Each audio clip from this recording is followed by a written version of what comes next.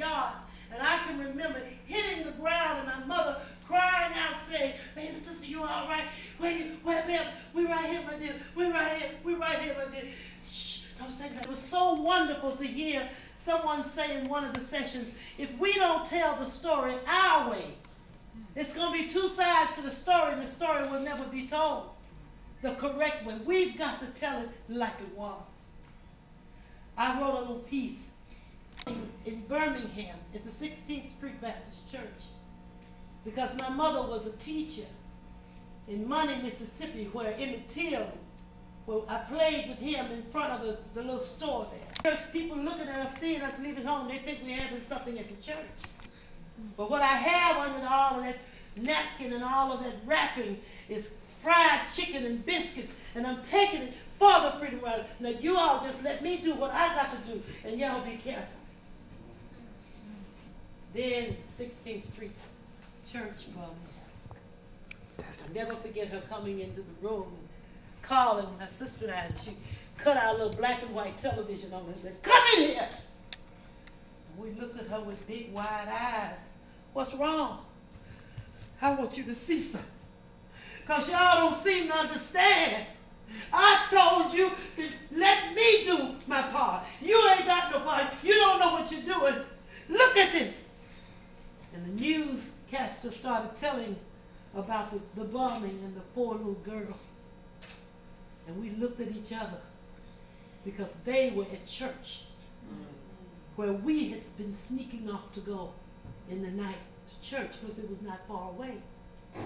And she said, what do you think I'll do if I see this happening to one of y'all? What do you think I'll do? We said, I don't know, but she grabbed me in the top of my head. You listen to me, buddy, I'm listening, but please. I didn't know what she was going to do. She said, you know what, you better get out of my face before I hurt you. I ran outside, and my neighbor, Miss Cora talked everything on one breath. Miss Cora was so nosy, she'd tell on us for anything we do wrong. So she said, what you doing out here tonight, gal? Oh, Miss Cora, I'm just out here. You ain't got no business out here. Your mama don't know you out here. You know you ain't got no business out here. These little pretty round folk around here causing all this here agitation, and you out here on this board. Anything can happen. Miss Cora, she knows out here. Shh, she knows. Well, I'm going to tell her, I'm just going to tell her. It don't make no sense she walked on back out. I stood out there and I said, oh, what would my mother do if this would happen to one of us? And we have been participating in trying to get people registered to vote. Or we would skip school. And we'd go around to show who lived in this house and which house and knock on the door. And we would be the person to be the liaison for the civil rights workers. Miss Cora, it's baby sister. I'm bringing the people by there trying to help all the black folk get registered to vote. Black folk? What you talking about? Get away from my door. You know I ain't black. I'm like brown skin. And that's all right. We'll come back. Get on now. Get away from there. So I said, if that would have happened at our church, I could just hear Miss Cora running, telling my mama, "Lay over there, I saw him leaving." So I wrote a little piece and I called it Sadie. A lot of people have made their versions of it, but I wrote that piece. Dr. Alexander approved it. I brought it back much later when I entered college. I said my mother would probably greet the foot soldiers, and you know we had foot soldiers. You all know who they are. The foot soldiers, and you had the ground crew. Now the ground crew were the people that would come by and set everything up before the Freedom Riders or the civil rights workers made it. And foot soldiers were the people that walked when the bus boycott happened in Alabama. Well, my grandmother had her own way of being a little violent and a little of an activist. So she took a bus to Alabama so she could just stand outside of that bus and say, I ain't getting on till Jim Crow gets off. She made gift to make that speech. Because we didn't have buses that we could ride in Greenwood. But she saw it on the news, and so she worked in white folks' houses. But she wanted to make that speech. And so when I was the co-producer on the Rosa Parks story, I made sure that that line was in there. And the real Johnny Carr, I played Johnny Carr, but the real Johnny Carr delivered that line. My grandmother brought us back some tokens of how you drop, you get on the bus and you drop the token in, and you get off the bus and go and get on the back. It's an animal scale. And I kept those tokens forever and didn't even realize I was keeping them until one day while in Montgomery now, working on the 45th anniversary of the bus boycott, they needed some kind of symbol, something. And I went home and I said, I've got to find something. And I started pulling things out of the closet, and a box fell, and coins, tokens rolled over the floor, and there it was. One of the original bus tokens used by the foot soldiers. And I said, I think this is something. And I put it on the copier and enlarged it and took it to a meeting. And then we found out later that it was very rare. And the mint valued it at over $1 million worth. Let me tell you, I reflected to say, well, something happened back then. And had something happened to my sister and I when we were trying to go to that church, and the ground crew or some of the foot soldiers or the civil rights workers or SNCC members, they would come by. Whenever something goes wrong, they come by to offer their condolences. And I figured my mother would probably say, oh, how y'all doing? Come on in. But don't sit in that chair. Not that chair, because that's my baby's chair. Now, she asked me, Mama, can I go to the church? Because Dr. King's supposed to be there. And I said, no, baby, it's too dangerous. But she said, Mama, let me go. And I got my baby and I put a little coat on and I set on out to the church. And I commenced to go back into the kitchen to cook my dinner. And I heard a noise and looked like my feet wouldn't take me fast enough. So I made it to the door and I said, what's the matter? And they say, it's the church. It's a bomb at the church. Oh, Lord, I tried to pull myself together, and I made it out the door out to the church, and the bricks and the smoke was everywhere. People were running, and they was crying, and I said, anybody see my baby? Anybody see my little Sadie? She had on a little coat and a little bunny. Did you see her? Everybody looked at me in a strange out of her little shoe. Lord, if I had known this would happen to my baby, I'd have ripped her from my womb before she was born. Oh, Lord. Say it! Lord, and they probably have to give my mother some kind of sedative to quieten her down. The pain that was experienced during these moments were real.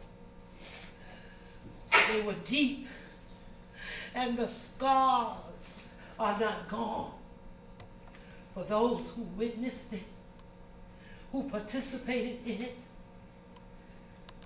they now look to see, why are we still having to deal with the foolishness of hatred?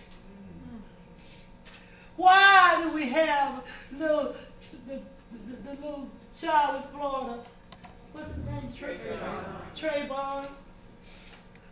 Why would someone take a gun and snatch the life out of him? Why would they in Texas take a truck and a chain around a young man's neck and drag him until he snaps. Today, why would some young people get a thrill out of taking their truck and driving it over the body after beating up a man that did nothing to them? Because of hatred. It is still here. And the pain is too great. The sacrifice is too great. The list of names that could be numbered is too great. Our young people are saying to us today, these were the problems. We could not try on a pair of shoes or a hat when we bought it. We couldn't drink from a water fountain if we were thirsty. We couldn't use a toilet in a public place where our taxes kept the doors open. We studied out of textbooks where pages were torn out and blotted out words. And then we went to school for 3 months and assigned to the field split session. 3 months. Then back to school 3 months. And we were expected to compete with the rest of the nation. How can anyone feel that they are more deserving of equality, of justice, of humanity than another human being? If I cut you, you bleed. If you cut me, I bleed. We will all live until we die. And none of us will come back. Life is too short. We're going to sing and shout and pray for freedom and for justice. The fight may be long and some of us will die, but liberty is. I don't want no bail. My mother's here, my sister's here, and all my girlfriends too. I want my rights. I'm fighting. I like it here just fine in jail, and I don't want no bail. And in knowing that we marched, oh, freedom, oh, freedom, oh, freedom over me. And before I be a slave, I'd rather be buried in my grave and go home to my Lord and be free. And that's what happened. Too many good people we lost. Some were able to serve those people. We have one sitting right here. He mended their wounds. Those that were beaten, those that were mistreated. We have a long list. And the interesting thing is, so many fought in different ways. So many took a stand in different ways. Some by saying, I'm going to teach, Dr. Cleopatra Thompson. I'm going to educate my students no matter what. I'm going to find the talent in them, Dr. Dolly Robinson, no matter what. I'm going to challenge them, Prof. Davis, and they're going to get out on the field and they're going to use a military style and they're going to look distinguished no matter what. And I'm going to get them out on that football field and teach them how to handle a ball. Because already the nation does not even think they have the intellect to do anything else. So if that's what they think they can only do, we're going to show them they can do it and do it well. Highest draft in the nation when I was here in school. That's right. 27 players. That's right. That's right. To drop the T and understand it means I can. You're on holy ground. That's right. you are now catching the baton from those who've gone on before. We can't stop now. No more will we turn back. Our ancestors endured too much. I leave you with my great-grandfather's story. And I brought it, I made it into a DVD so you can show it to the children. And they're only $10. And that $10 goes to a scholarship fund that I have now at Alabama State. I tried to start one here at Jackson State, but at the time they wouldn't let me do it. I had just started working within the heat of the night. And I wrote and said, I want to establish a scholarship fund, a Tonea Stewart scholarship fund. But you see, the children told us today sometimes we can be our own worst enemies. I received a note back saying, we don't allow individuals to do that. But that day has gone. Now we can do it. And I'm trying to get myself together so I can still do it at Jackson State. And it will be something that we'll be proud of.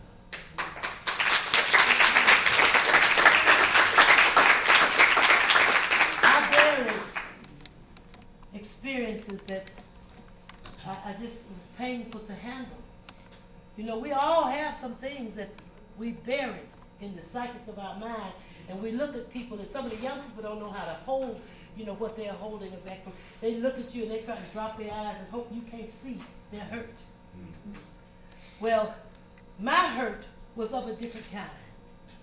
I had a great-great-grandfather. We called him affectionately Papa Dallas. I love Papa Dallas. He planted seeds with anybody he met, black, white, young, old, it didn't matter. It was the garbage man. It was a watermelon man. It was a lady that baked cakes and so. He planted seeds. It would be the children. He'd sit out on the garret. Okay, you all have forgotten the garret. It's the front porch. And he'd rock in the chair. And my role, my job as a little girl was to stay within ear's reach of Papa Dallas. And I would stay out there and I'd play hopscotch or anything. Anybody want to come play jack rocks with me? Marbles, we shoot marbles. We did hopscotch. We jump rope. We did double Dutch jump. Anything like that. I had to do it right there within ear's reach of Papa Dallas. Papa Dallas needed water, needed to go back inside. I'd lead him back inside. You see, Papa Dallas was blind. He lived to be 107 years old. And he used to talk to me. And I can remember people coming by, especially my sister's good friend, T.B. Brown. Some of you might know him. He was a minister. Well, I'm giving it away. Wait a minute. T.B. Brown would come by and Papa Dallas said, "Hey there, my preacher man. How you doing today, preacher man?" T.B. said, "It's me, all right, Papa Dallas. But I told you the last time I'm not going to be a preacher man. I'm going to be a baseball player." He said, "Oh, preacher man, shows your bones, shows your bones." Now remember, Papa Dallas had never seen T.B. Brown. And the dirt road was what he could hear his footsteps. So when my girlfriend, SMA, who would come and play with me every day, came up the road with her long braids just flopping over her shoulder, he said, "Oh, baby sister, here come my gal, Nurse SMA. How you doing today, Nurse SMA?"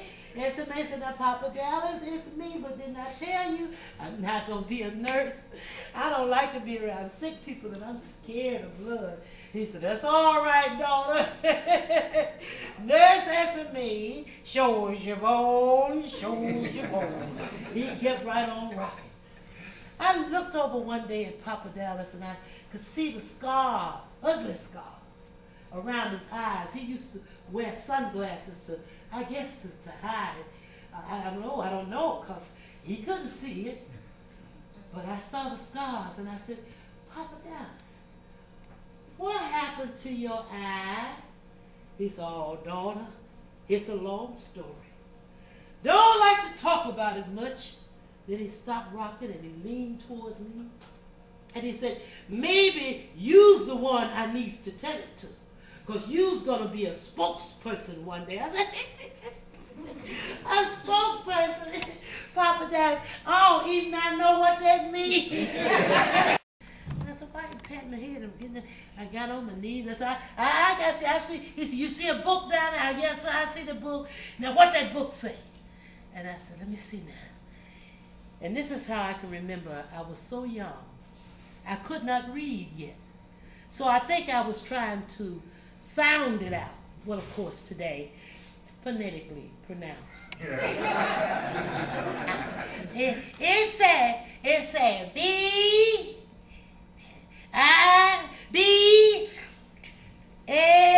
Bible. No, daughter. Bible. That very book I always wanted to learn to read. But you know, in my day, it was against the law for us colored folks to learn to read and write. So I was a lad and I wasn't much older, and then he patted me on my head again. And that made sense. I said, oh, he was sizing me up. I wasn't much older than you is today, he said. But I used to steal away under a big oak tree, and there I tried to learn my alphabets. I said, oh. He said, but you know what, daughter? The overseer, he caught me. And he drug me out on the plantation, and he called all the field hands. He said, I want this to be a lesson to all of you darkies. You ain't got no right to learn to read and write. It's against the law. And then, daughter, he whooped me. And he whooped me. And he whooped me. And every time he clicked his hands together, cold chills would run up and down my spine. He said, and as if that wasn't enough, baby, he turned around and he burned my eyes out. I stood there, looking at Papa Dallas and the scars. I'm sorry.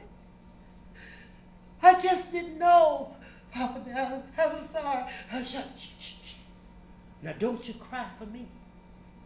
Because you see, without eyes, seem like I can see further than those who have eyes.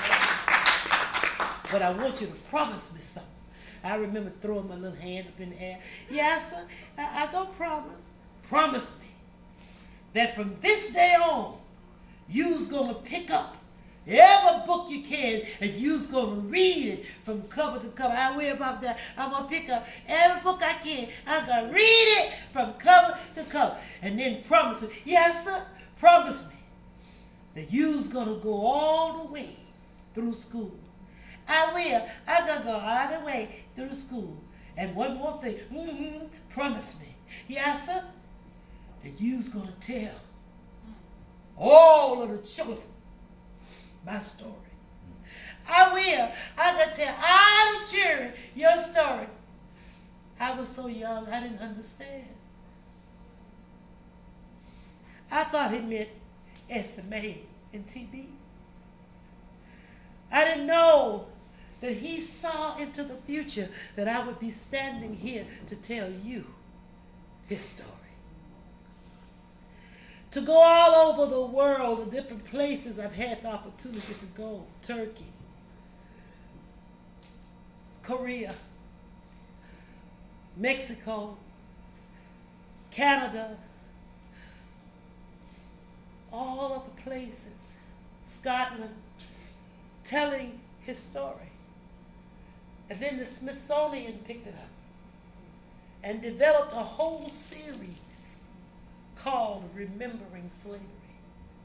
And Papa Dallas's story is the headliner of the series.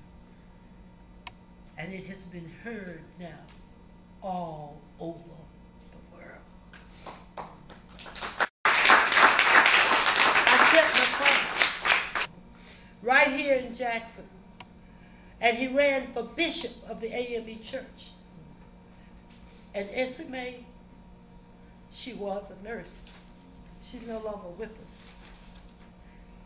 And me, I guess I'm a spokesperson. James Meredith didn't know what road was to lie before him. Margaret Walker didn't know that the love and the time and the hours that she spent teaching young people, what an impact it would have. I didn't know. Not only am I a spokesperson for Papa Dallas, I became a spokesperson for Margaret Walker. You see, when Alex Haley wrote Roots, and I was sitting at home and watching it on television, I said, wait a minute. I got up and I was running all over my house. I said, wait, I know this. I typed on it. I did. I was her student worker. I typed on it. Miss Curry, let me call Miss Curry. Miss Curry said, Dr. Stewart, they got the ambulance on their way to Dr. Alexander's house right now. It was too much. It was her work. It was settled out of court. I don't know if everybody knows that. And then she called me later and said, I want my story produced into a play for Broadway. And she got Curtis King and I together. And I was telling Dr. Luckett about it today. And I have her voice, her recordings where she's telling me what to do. I have it. I have the...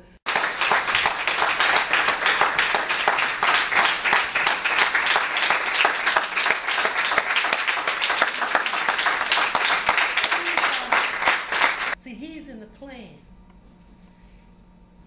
We just know that we give our best and we do our best. When people mistreat you from early childhood all the way up because of the color of your skin, my father was an electrician and a plumber with a 4th grade education, couldn't even write his name. My mother was an elementary school teacher for 19 years before she died. And together, my grandmother said, this is just not a good match. But my mother loved my father, and I loved my father. And growing up, he worked for the J.D. Lanham Corporation. Not a house or business went up that they had a contract for, that they didn't want him to do the wiring or the plumbing. This man that can't read. First computer in our house right here in Jackson on Eastview Street. My father, can't read, 4th grade education, assembled and started that computer working. First one. That same man with all of that knowledge and all of that God-given talent would walk with me uptown Greenwood. And if we see a white man coming up the street, he would nudge me and tell me to move over and lower his eyes. And as a child, I looked up at my 6'3" daddy, lowering his eyes. The shoe store where we couldn't try on the shoes had a grand opening remodeled with a cooling water fountain. And we went home eating our molasses and biscuits, you know, the big fluffy biscuits, and our salmon croquette with our fingers. Every Saturday morning there was a treat. Boss man called, Tom, I need you to come up here to the store. At Goldberg's, that was the name of the store. We've installed a water fountain, and it's not working. I don't know where you were that day. I must have had you on another job. I need you to come and make that water fountain work. Daddy said, yes, sir, I'll be right there. Yes, sir. Got his bag, out the house he went. But it's a one of y'all, take your daddy his lunch. He won't be able to get back. I said, but he's gone. Well, you got to run uptown. We didn't live too far from uptown. And I went, Daddy, Daddy, you left your lunch, Daddy. And he said, hey there, baby. Look at here, fella. This here my baby girl. Tommie, she named after me. And I was standing there so they could see me. Because Daddy had short teeth, big old hands, tall. I stood, I said, They said, yeah, that's your baby, all right. He said, what kind of sandwich your mama make for me? I said, I don't know, Dad. It ought to be a good sandwich. He said, all right. Then he took a bite. He said, ooh, that's a mighty good sandwich. And he turned to the water fountain that he just made work and got ready to get a sip of water. The boss man said, Tom! He said, oh, yes, sir. He said, oh, Lord. All right, then. Okay, baby. Yeah, run on home and tell your mama this sure is a good sandwich. I'm standing there looking at my daddy. Big old man. Big old feet, big old hands. But no, he couldn't get a sip of water from a fountain he had just made work. My daddy could have knocked that boss man down with his little finger in my eyes. So I found myself walking home, looking back at my daddy, walking real slow, looking at myself. This came up in one of the sessions today. In my blackness, I felt so dirty, so unworthy. I wanted to go under the ground. I wanted to rub all of this blackness off of me. My daddy couldn't get a sip of water from a fountain he had just made work. I said, we must be some nasty people. We must be some unworthy people. We must be some terrible people. I walked home real slow, looking back at my daddy and thinking of the song, I wish I could be just like the birds up in the sky. How glad I would be if I thought I could fly. I'd say to the sun, look down through the trees. How glad I would be if I could only be free. Ooh, I wish I could. And I was just singing, going on home. So I tell you,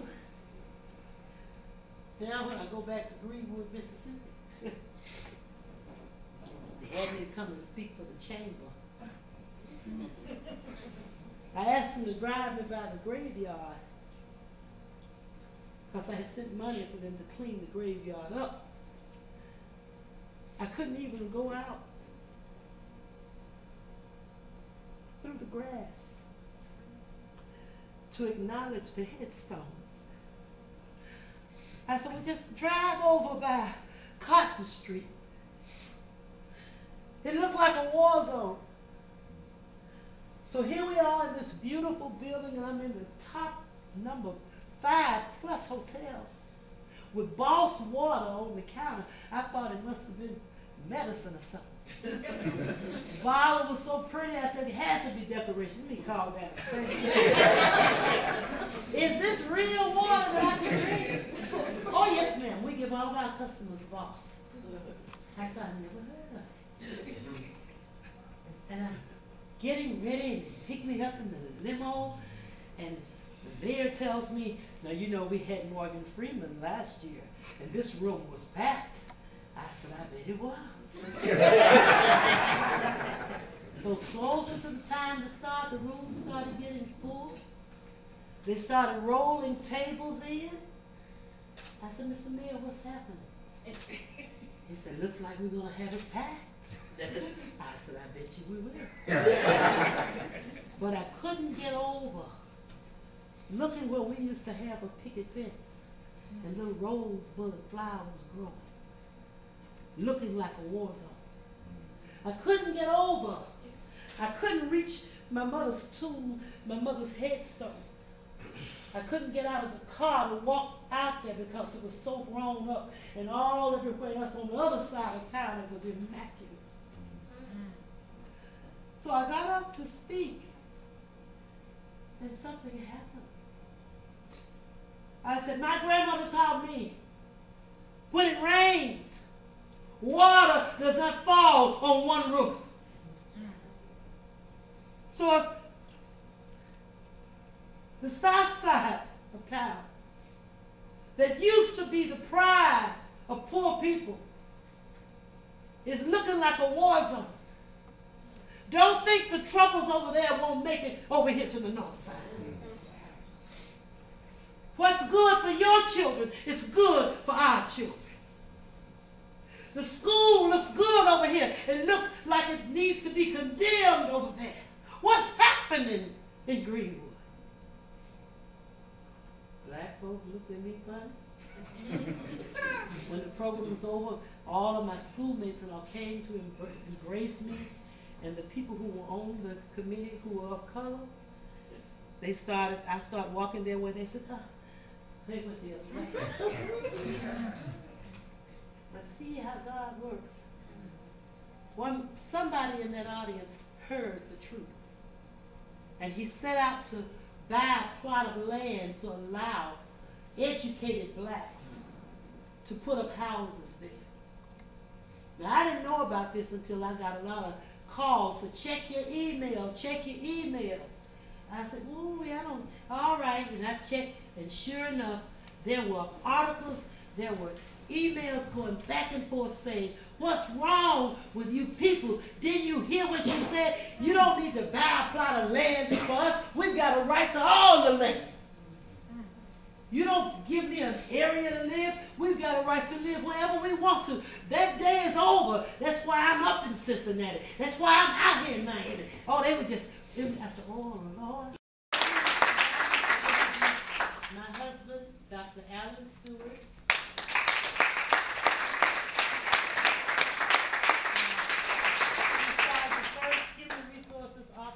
Jackson State University, and he was director of financial aid. Stewart, I was just sitting there and just in awe of you presenting to us our story and what we have for you. We know that you travel a lot, and I was just thinking as we sat there, I said, this is a miraculous woman, because never in the history of womanhood is there a birth, a rebirth, over and over. Usually after 4 or 5, or we're done. But what I was thinking is that you are just impregnated with the story of our history, and everywhere you travel, you keep giving birth to it, and birth to it, and birth to it, so that we can walk out and walk through knowing the real story. So I just wanted to share that with you. And this is for you as you travel. And I want you to take note, it is blue, but there is a Hollywood blue in here for you, okay, knowing that you are always on stage with us for the ladies of Zeta Phi Beta Sorority. So thank you so much. God bless you. Green. I am the local chapter president for Alpha Delta Zeta chapter of Zeta Phi Beta Sorority Incorporated. All right. Some members of Women for Progress in the audience. I need fellow women. Doctors on the other side. Do you want to get us on the other side? And this one right here is a strong educator. He's determined to make us right. Who are we looking at? There's so many cameras. Don't worry about me. Dr. Stewart. I'm Vice President of Women for Progress. Ms. Nettie Stowers, who's standing next to me, is also a Vice President for Membership for Women for Progress. Dr. Ali Mohammed and Mr. Frank Mickens, we're all representing Women for Progress today. Now, we for all of her work inspiring young people. I participated in a workshop that she and her sister had at the Fair Street YWCA. I'm not going to tell you how long ago. For the Margaret Walker. She's also a member of the Margaret Walker Center Board. I thought that was a girl. Good. I knew you came in, but I really thought that was a young lady. We'll start out in May. And let me tell you, this young man is dynamic. And he has about 7 or 8. African American history and culture as a scholar, teacher, and actress. And on behalf of the advisory board here of the Margaret Walker Center, we present this to you and thank you so much. Let's have another round. Dr. Lucky, he's got to introduce his mom. She and I worked together for years on projects. Jean Lucky. My mother, Jean. Thank you all so much for attending the Creative Arts. You know how you put the paper on the wall, and you Margaret, what you call it? Got it. But she said, no, not right there. I want to move this over here. Got it. Her children are where? She said, you are the one to do this, Tommie. And we lost her before we ever got to finish it, because she wanted her sister, Mercedes, to do the music. And her sister said that it took so much time, she wanted something different to work with the music. And to show you how the Lord will have it. That's how you look. If you want to see yourself real quickly. Yeah, thank you. Okay. Testing 1, 2. Okay, just for the record, I just need your first name, last name, and your title. Okay, I'm Dr. Tommie Tonea Stewart. Spell that for me. Okay, Tommie, Tommie, Tonea, Tonea, and I usually put that in quotes. And Stewart is Stewart. And I am a professional actress and Dean of the College of Visual and Performing Arts at Alabama State University. Okay, whole time you're going to be looking at me. Okay. Like we're having a conversation. Okay. About the camera. You're such an inspiration. And Thank you you. had a terrific speech. Thank you. Tell us a little bit about what brought you to Jackson. You mean today? Today, yes. I came today because this is a culmination of the Arts Festival for the Margaret Walker Center, and they invited me as the keynoter to wrap it all up, and I was really thrilled to get that invitation. Jackson State University means a lot to me. It helped to shape my life and my whole family, my husband, my sister, my daughter, my sons.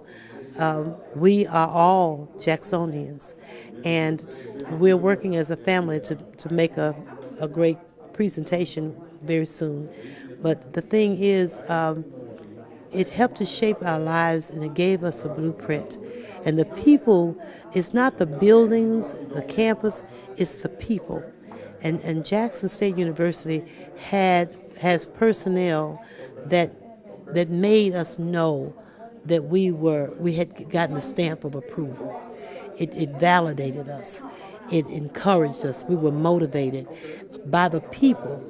Dr. Margaret Walker Alexander, Mrs. Claiborne, Dr. Jefferson, the list could go on. And then my colleagues that I worked with, Mrs. Melina Dow, Ms. Beatrice Moore, Ms. Gwen Chambliss, these are persons that I will never forget and will always be close to my heart.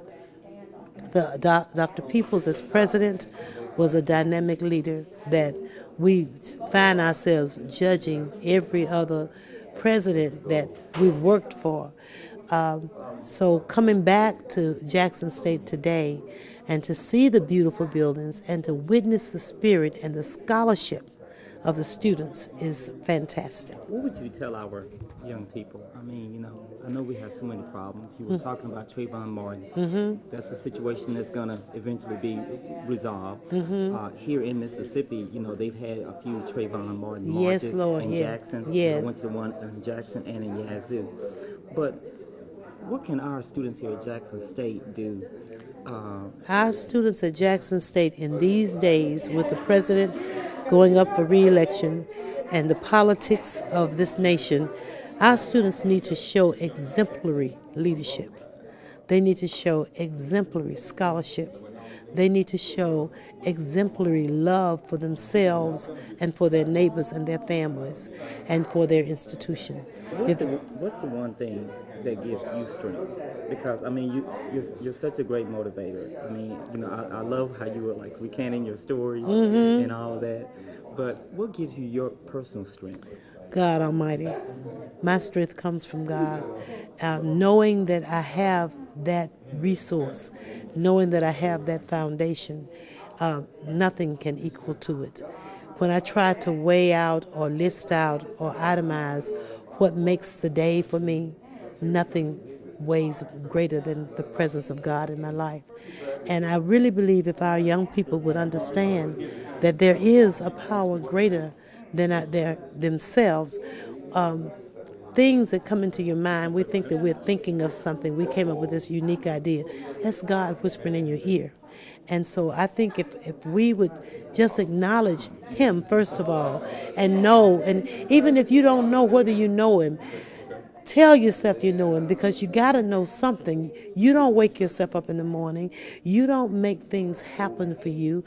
You don't make people see you and see the gifts within you. That's God.